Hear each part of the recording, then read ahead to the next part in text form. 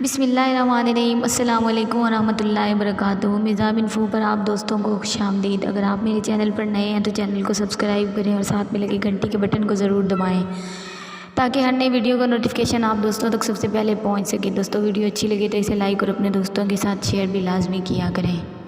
پری میں اس نے افق کی بات سنے بغیر تیزی سے اس کی کلائی تھامی۔ تمہیں بخار ہے؟ اتنا تیز بخار؟ ہاتھ دیکھو کتنا گرم ہو رہا ہے اور نبض دیکھو کیسے دوڑ رہی ہے، اور تم بجائے ریسٹ کرنے کے ہائیکنگ کرنے نکلے ہو۔ ہاں، ارے اس لاپرواہ انسان پر اسے بہت غصہ آیا تھا۔ تم سے اتنا بھی نہیں ہوا کہ مجھے بتا ہی دو۔ میں ڈاکٹر ہوں، تمہیں دوائی تو دے ہی سکتی تھی، مگر تمہیں خود کو اذیت دے کر اپنے آپ کو بہادر کہلوانے کا شوق ہے۔ تم انتہائی فضول انسان ہو۔ فوراً واپس چلو میرے ساتھ۔ وہ جو پہلے بوکھلا گیا تھا اب مسکراہٹ لبوں تلے دبائے سر جھکائے کھڑا اس کی ڈانٹ سن رہا تھا۔ معاف کرنا ڈاکٹر، میرا نہیں خیال کہ میں اتنا بیمار ہوں کہ بستر سے لگ کر بیٹھ جاؤں۔ یہ فیصلہ کرنے والے تم نہیں ہو، سمجھے تم۔ وہ واپس جانے کو پلٹی تو وہ بھی سر جھکائے اس کی فکر مندی بھرے غصے سے محفوظ ہوتا اس کے پیچھے چل پڑا۔ وہ بڑبڑاتی ہوئی پہاڑ سے نیچے اتر رہی تھی۔ ڈاکٹر میں واقعی اتنا زیادہ؟ وہ جھٹکے سے پیچھے مڑی۔ وہ اس کے عقب میں محض ایک قدم کے فاصلے پر تھا۔ اس کے ایک دم مڑنے پر فوراً پیچھے نہ ہوتا تو اس سے ٹکرا جاتا۔ سنو، تمہیں آخری مرتبہ بتا رہی ہوں، میرے سامنے اپنا منہ بند رکھو۔ مجھے بڑبڑاتے ہوئے مریض زہر لگتے ہیں۔ افق نے تابیداری سے لبوں پر انگلی رکھ لی۔ سوری ڈاکٹر، اب نہیں بولوں گا۔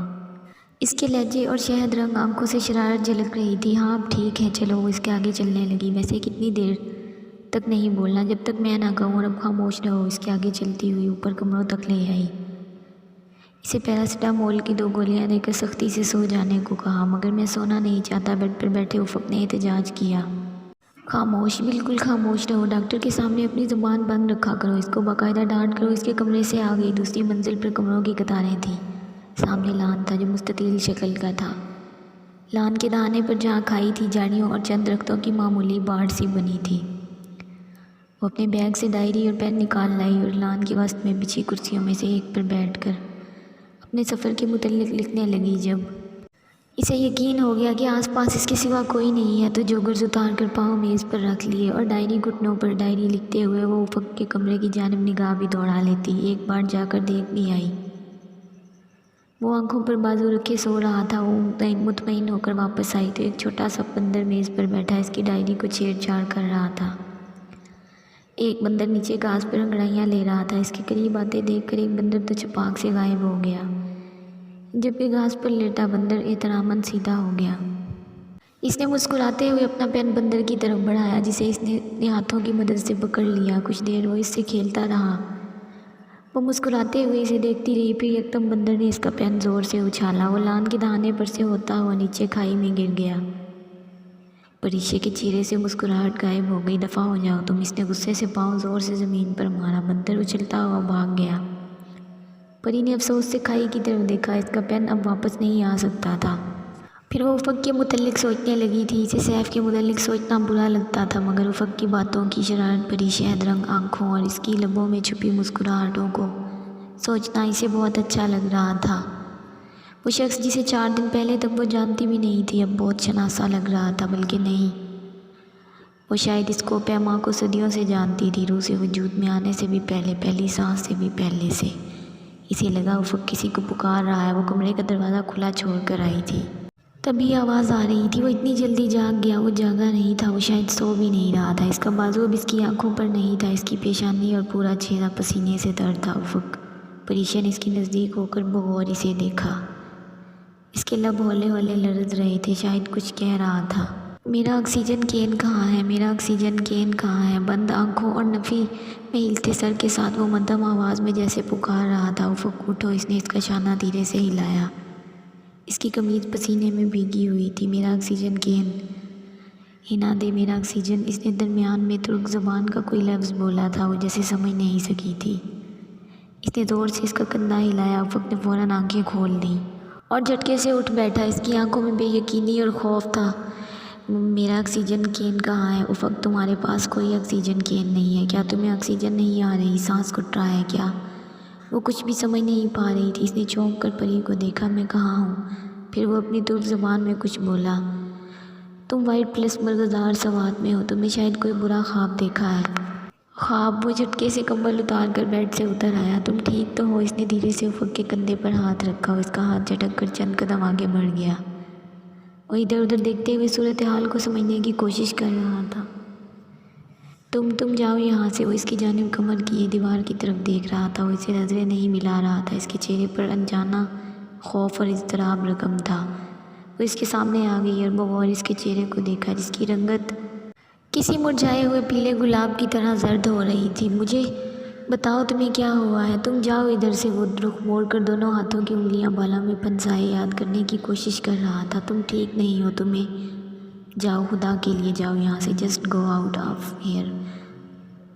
वो एकदम से चिल्लाया था। वो सहम कर पीछे हुई। अगले ही लम्हे वो कमरे से बाहर निकल आई। इसे हैरत हुई थी। वो बहुत बहादुर को पैमा था। वो तो जिस्मानी तकालीफ को खातिर में नहीं लाता था, फिर एक ख्वाब से इस तरह से क्यों डर गया था? इसके चेहरे पर इतना अनजाना खौफ क्यों था? वो समझ नहीं पा रही थी। फिर तमाम शाम वो अपने कमरे से नहीं निकला। परीशा ने इसको रात के खाने पर इसका इंतज़ार किया। तीनों वाइट प्लेस की पहली मंजिल की सफ़ेद इमारत के बरामदे में रखे खूबसूरत सोफ़ों पर बैठी खाने का इंतज़ार कर रही थी जब वो इनसे आन मिला था। मैं ज़रा लेट हो गया, माफ़ करना। मैं इस बंदर से खेलने लगा था। घोड़ों के अलावा बंदरों से भी आपकी अच्छी खासी अंडरस्टैंडिंग लगती है, निशा ने बेसाख्ता कहा। समझा करें ना। ड्राउन कहता था इंसान पहले बंदर था। क्यों उफक भाई, इंसान पहले बंदर था या नहीं? अलबत्ता ड्राउन के आबाओ अजदाद ज़रूर बंदर थे। वो एकदम वही पुराना हंसता मुस्कुराता उफक लग रहा था। शाम वाले वाक़ये का इसके चेहरे पर शाइबा तक नहीं था। वो सर झटक कर खामोशी से खाना खाने लगी। वो कमरे का दरवाज़ा खोलकर बाहर बरामदे में आ गई। बरामदा काफ़ी तवील था और हर कमरे के दरवाजे दोनों इतराफ खुशनुमा फूलों के गमले रखे थे। बरामदे के आगे सफ़ेद सतून से बने थे। वो एक सतून से टेक लगाए सामने का मंजर देखने लगी। कुदरती ग्रीन घास से ढके मुस्ततील लान के दहाने पर लगी झाड़ियों की बाड़ के इर्द गिर्द वही छोटा बंदर चकराता फिर रहा था। इसके हाथ में हथ खाया छोटा सब सेब था। वो फजर का वक्त था। हर तरफ गहरा नीलाहट भरा अंधेरा छाया हुआ था। दूर जंगल से जानवरों के बोलने की आवाज़ें माहौल पर छाया सुकून चीर रही थी। रात खूब बारिश हुई थी। बरामदे की मखरूती छत से पानी टपक रहा था। तभी इसकी निगाह गीली घास पर पड़ी, जहाँ एक तरफ बनी क्यारी में जाए नमाज बिछाए फ़कर सलान नमाज पढ़ रहा था। इसने नीली जीन्स के पाइंचे ऊपर फोल्ड किए थे। जिस्म पर जैकेट और मफलर ना था, अलबत्ता इसने कैप उल्टी करके सर ढांप रखा था। सीने पर हाथ बांधे सर झुकाए खड़ा वो बहुत अच्छा लग रहा था। वो घास पर आ गई। जोगर की बजाय नरम चप्पल पहनने के बायस गीली घास इसके पैरों को गीला करने लगी थी। वो सीढ़ियाँ उतरने लगी। सीढ़ियों की दाईं तरफ पिंजरे में मुकीद मोर जागते हुए थे। नीले और सब्ज़ रंग के मोर अपने बदसूरत पाँव के साथ नाच रहा था। सफ़ेद मोरनी कोने में बैठी नाच देख रही थी। वो आहिस्ता से रुक कर इन्हें देखने लगी। इसकी मौजूदगी का एहसास करके मोर रुक गया था। इसी लम्हे इसे मोर और ख़ुद में कोई फ़र्क महसूस नहीं हुआ। वो इतना हसीन मोर अपनी खूबसूरती के बायस तमाम उम्र के लिए इस पिंजरे में मुकीद कर दिया गया था, बिल्कुल ऐसे ही जैसे ख़ुद इसने खूबसूरती और दौलत ने इसके कदमों में सैफ़ के नाम की जंजीर डाल दी थी। काश वो इस वक्त थोड़ी सी हिम्मत करके पापा को मना कर देती।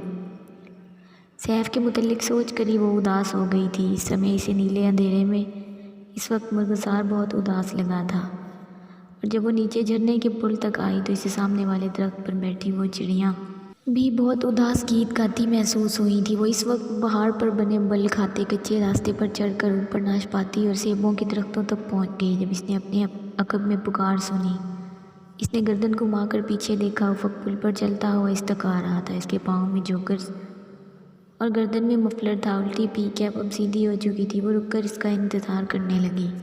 तुम इधर क्या कर रही हो? वो चंद कदम नशेब में था। तुम्हारा इंतज़ार, मुझे इल्म था तुम मेरे पीछे झरने तक ज़रूर आओगे। वो सोच कर बोली। मेरा नाशपाती खाने को दिल चाह रहा था। अब इसके करीब आ चुका था। वो दोनों साथ साथ ऊपर चढ़ने लगे। गहरा नीला अंधेरा कदरे हल्का हुआ था। तुम मेरी वजह से कल नहीं खा सकी थी ना? उफक ने बगैर किसी शर्मिंदगी से कहकर इसे एक नज़र देखा। वो सुर्ख और गुलाबी इम्तज़ाज की शलवार कमीज़ में मलबूस थी। दुपट्टा गर्दन के गिर्द लिपटा था और बाल ऊंची पोनी टेल में बांधे थे। इस पर ऊंची पोनी बहुत अच्छी लगती थी। हाँ, वो चढ़ते चढ़ते अब पहाड़ के ऊपर पहुंच गए थे। अब बहुत छोटा और वाइट प्लस बहुत दूर दिखाई दे रहा था। वो जगह नामवार थी। बहुत से दरख्त ऊंचे नीचे ढलान पर उगे थे। वो एक दरख्त पर चली आई। کھاؤ گے؟ ایک ناشپاتی توڑ کر اس نے دوپٹے سے خوب رگڑ کر صاف کی۔ یہ سیبوں اور ناشپاتیوں کو صاف کرنے کا اپنا طریقہ تھا اور افق کی طرف بڑھائی۔ اس نے ہلکی مسکراہٹ کے ساتھ نفی میں سر ہلایا۔ میں پھل نہیں کھاتا۔ کیوں؟ پری نے حیرت سے بڑھا ہوا ہاتھ نیچے گرا دیا۔ یوں ہی اچھے نہیں لگتے۔ وہ ایک درخت کے تنے سے ٹیک لگا کر بیٹھ گیا۔ کھایا کرو، ان میں فائبرز ہوتے ہیں، معدے کے لیے اچھے ہوتے ہیں، وہ ڈاکٹروں کے مخصوص انداز میں کہتی اس کے ساتھ بیٹھ گئی تھی۔ اور سنو، تمہاری طبیعت کیسی ہے؟ خود دیکھ لو۔ افق نے اپنی کلائی اس کی جانب بڑھائی۔ سنجیدہ لہجے کے پیچھے شرارت تھی۔ اس نے بس ایک سیکنڈ کو نبض پکڑی اور پھر چھوڑ دی۔ ابھی تک بخار ہے مگر کل کی نسبت ہلکا ہے۔ افق نے ہاتھ پیچھے کر لیا۔ دور نیلے آسمان پر نارنجی سورج طلوع ہونے کو بےتاب تھا مگر گہرے سیاہ بادل اسے راستہ نہیں دے رہے تھے۔ تم نے آج مور کو ناچتے دیکھا تھا پری؟ اس کی نگاہیں آسمان پر چھائے بادلوں پر تھیں۔ وہ خاموش رہی۔ میں جب بھی ادھر آتا ہوں یہ مور مجھے پہچان کر اپنا ناچ ضرور دکھاتے ہیں۔ جن کو سیاح صرف لطف اندوزی کا سامان سمجھتے ہیں وہ ہمارے جانے کے بعد ہمیں یاد کرتے ہیں، ہمیں پکارتے ہیں۔ تمہیں نہیں لگتا پری کہ وائٹ پلس کی سبز سیڑھیوں کے ساتھ نصب پنجرے میں بند مور ہمارے جانے کے بعد ہمیں یاد کرے گا؟ اس جھرنے کا تیز بہتا پانی، پانی میں رکھے پتھر اور اس کے قریب لگے درخت پر وہ اداس گیت گاتی چڑیا ہمیں یاد کرے گی۔ سیاح سمجھ نہیں پاتا ورنہ وہ قدموں کے نشان تو صدیوں ان پتھروں مرغزاروں اور ان کچے راستوں پر ثبت رہتے ہیں۔ کل شام تمہیں کیا ہو گیا تھا افق؟ وہ خاموش ہوا تو اس نے پوچھا۔ سوال اتنا غیر متوقع تھا کہ افق نے چونک کے اسے دیکھا۔ کل شام؟ ہاں کل شام، پری نے آہستہ سے اپنی آواز دہرائی۔ تم نے اپنی ناشپاتی نہیں کھائی۔ بات مت بدلو۔ وہ اٹھ کھڑا ہوا۔ بارش ہونے والی ہے، چلو واپس چلتے ہیں۔ کھڑے ہو کر اس نے ہاتھوں سے پینٹ جھاڑی۔ ایک سرخ رنگ کا کیڑا اس کے گھٹنے سے نیچے پتھریلی زمین پر گرا تھا۔ تم جاؤ، میں بعد میں آ جاؤں گی۔ پریشا نے خفگی سے منہ پھیر لیا۔ جھرنے کے بہتے پانی نے دیکھا تھا کہ وہ دونوں اس پل ایک بار پھر اجنبی ہو گئے تھے۔ وہ کچھ کہے بنا وہاں سے چلا گیا اور پھر ویسا ہو گیا تھا جیسا کل شام تھا، جیسے جلیل کے ریسٹورنٹ میں تھا، اجنبی، ناشناسا۔ پھر کتنی ہی دیر وہ بغیر کھائی ناشپاتی ہاتھ میں لیے وہاں بیٹھی بیتے لمحوں کا شمار کرتی رہی تھی، یہاں تک کہ سیاہ بادل برسنے لگے۔ تب وہ اٹھی اور پہاڑ کی ڈھلان سے اترنے لگی تھی۔ وہ پری کو سیڑھیوں پر موروں کے پنجرے کے قریب کھڑا تیز بارش میں بھیگتا ہوا دکھا تھا۔ وہ بہت اداسی سے ترک زبان میں ان موروں کو کوئی گیت سنا رہا تھا۔ سبز اور نیلے پنکھ پھیلائے مور ناچ رہا تھا۔ افق کے سر پر پی کیپ نہیں تھی، بارش نے اس کا پورا جسم بھگو ڈالا تھا۔ اسے یوں بارش میں بھیگا دیکھ کر اسے بہت غصہ آیا۔ کیوں کھڑے ہو تم؟ ادھر جاؤ اپنے کمرے میں۔ کتنی مرتبہ کہوں تم سے یہ بات سمجھ میں کیوں نہیں آتی تمہیں؟ ابھی تمہارا بخار نہیں اترا، جاؤ جا کر آرام کرو۔ وہ غصے سے بلند ہوتی آواز میں چلائی تھی۔ سر پر ٹرے رکھ کر بارش کے پانی سے بچتے اس ویٹر نے جو تیزی سے سیڑھیاں پھلانگتے ہوئے اتر رہا تھا حیرت سے گردن پھیر کر ایک لمحے کو اسے دیکھا ضرور تھا۔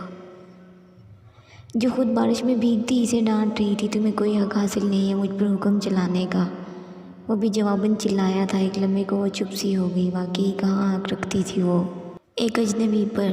ٹھیک ہے پھر مرو اس بارش میں۔ وہ تیزی سے سیڑھیاں پھلانگتی اوپر آ گئی۔ لان میں 3 بندر اٹکیلیاں کر رہے تھے۔ لان کو بھاگتے ہوئے عبور کرتے اس نے راستے میں پڑی منرل واٹر کی بوتل اٹھا کر میز پر چڑھے بندر کو زور سے ماری۔ بندر سہم کر جھاڑیوں کے پیچھے گم ہو گیا۔ وہ بارش میں بھیگتی کمرے تک آئی۔ ایک بارش سوات کے پہاڑوں پر ہو رہی تھی، ایک اس کی آنکھوں سے برس رہی تھی۔ وہ خود پر کمبل تان کر پوری دنیا سے چھپ کر رونے لگی۔ عرصہ اور نشا پرسکون سو رہی تھی باہر موسلادھار بارش میں۔ چوڑی سیڑھیوں کے درمیان موروں کے پنجرے کے ساتھ کھڑا فخر سلان ابھی تک بھیگ رہا تھا۔ وہ تمام دن کمرے میں ہی رہی تھی۔ پھر جب دن ڈھل گیا اور افق پر سیاہی پھیلنے لگی تو وہ ٹی وی کے آگے سے ہٹی جس پر ٹی وی اور جیو کے سوائے کوئی چینل نہیں آتا تھا۔ اس نے رات کا کھانا بھی نہیں کھایا اور پھر نشا اسے زبردستی اٹھا کر وائٹ پلیس کی باہر بنی دکانوں تک لے آئی۔ اس کو سونتی شالوں اور قیمتی پتھروں کی شاپنگ کا کوئی شوق نہیں تھا مگر محض نشا کا ساتھ دینے کو وہ کافی دیر تک وہاں سر کھپاتی رہی۔ دونوں واپس آئیں تو وائٹ پلیس کی سفید عمارت کے سامنے پھیلے وسیع عریض لان کے وسط میں دائرے کی صورت میں عمر صاحب، شیلا، افتخار، عرصہ اور افق بیٹھے تھے۔ افق کے پیچھے سنگ مرمر کی سفید بینچ تھی جس سے ٹیک لگائے وہ ایسے بیٹھا تھا کہ دائیں ٹانگ گھاس پر پھیلا رکھی تھی اور بایاں گھٹنا سیدھا کھڑا تھا۔ وہ خاموشی سے سر جھکائے گھاس کے تنکے نوچ رہا تھا۔ اس کی پی کیپ اس کے سر پر تھی۔ احمد صاحب اور باقی افراد کسی بحث میں محو تھے۔ نشا بھی شامل ہو گئی۔ صرف وہ اور افق خاموش تھے۔ وائٹ پلس کے برآمدے سے آنے والی روشنی اور چاند کی چاندنی کے علاوہ دوسری کوئی لائٹ نہیں تھی، جس کے باعث اس کا چہرہ ٹھیک سے نہیں دیکھ سکی تھی، مگر وہ اسے صبح کی نسبت بہتر لگا تھا۔ اتاترک کے بارے میں تمہارا کیا خیال ہے افق؟ احمد انکل بحث کو مشرف سے اتاترک تک لے گئے تھے۔ ان کے پکارنے پر اس کی گھاس نوچتی انگلیاں رکیں۔ اس نے چہرہ اونچا کیا تو چمکتی چاندنی نے اس کے چہرے کی خد و خال کو قدرے واضح کیا تھا۔ نکاہت اور بیماری واضح تھی اتاترک، اس نے دہرایا، پھر شانے اچکا دیے۔ وہ ترکوں کا باپ تھا۔ باپ کبھی بچے کی غلط رہنمائی کرتا ہے؟ عمر صاحب سے پہلے ہی پریشے تیزی سے بولی۔ وہ خفیف سا مسکرایا۔ تم ٹھیک کہہ رہی ہو، میں اردگان کا حامی ہوں۔ اس نے پی کیپ کی جانب کچھ اشارہ کیا جسے وہ سمجھ نہ سکی۔ ویسے میں نے سنا ہے تمہارا ڈکٹیٹر اتاترک کو آئیڈیلائز کرتا ہے اور روانی سے ترک زبان بولتا ہے۔ قدرے توقف سے اس نے سوال کیا۔ وہ اس لیے کہ ہمارے ڈکٹیٹر کو اس کے علاوہ اور کوئی کام نہیں ہے۔ نشا ڈکٹیٹر کے ذکر سے چڑ گئی تھی۔ نشا یہ ڈکٹیٹر بادشاہ ہوتے ہیں، بادشاہوں سے بھی زیادہ اختیار ہوتے ہیں ان کے پاس۔ ویسے میں نے سنا ہے کہ تمہارا بادشاہ یورپ اور امریکہ سے آنے والوں کی بہت قدر کرتا ہے۔ وہی تو اس نے آج تک نہیں پوچھا۔ شاید اس لیے کہ میں مسلمان ہوں۔ فکر مت کرو، تم رقا پوشی سر کر لو، تمہیں کوئی ایوارڈ دلوا ہی دیں گے، نشا نے کہا۔ کون سا ایوارڈ؟ نشا نے حیدر وہ دلچسپی سے بولا۔ نہیں، وہ تو شہید ہونے کے بعد ملتا ہے اور ملٹری اعزاز ہے۔ خیر تم پہلے کوئی پاکستانی پہاڑ سر کرو، قومی اعزاز کے بارے میں بعد میں سوچیں گے۔ وہ بد مزہ سا ہو کر پیچھے ہوا تھا۔ میں گلیشیئر، برومٹو، براڈ پیک اور ناگا پربت سر کر چکا ہوں۔ تمہارے صدر نے مجھے کبھی نہیں بلایا۔ اب تو میں نے امید لگانا بھی چھوڑ دی ہے، وہ بہت مصنوعی افسوس سے کہہ رہا تھا۔ تم نے ناگا پربت سر کیا ہے؟ دی کلر ماؤنٹین۔ پریشا چونکی تھی۔ ہاں۔ وہ کیپ ٹھیک کرتے ہوئے اٹھ کھڑا ہوا۔ میں چلتا ہوں، آپ لوگ باتیں کریں۔ پری کی نگاہوں نے لان عبور کر کے سیڑھیاں چڑھتے افق کا دور تک تعاقب کیا تھا۔ آج وہ موروں کے پنجرے کے پاس نہیں رکا تھا۔ محفل جاری تھی جب وہ وہاں سے اٹھ کر اوپر آ گئی۔ وہ افق کو تلاش کر رہی تھی۔ وہ مستطیل لان میں نہیں تھا، نہ ہی اپنے کمرے کے آگے بنے برآمدے میں۔ وہ تو اپنے کمرے میں بھی نہیں تھا۔ لان میں اس رات بندر بھی نہیں تھے۔ وہ تیسری منزل پر آ گئی۔ ایک نگاہ میں اس نے اطراف کا جائزہ لیا۔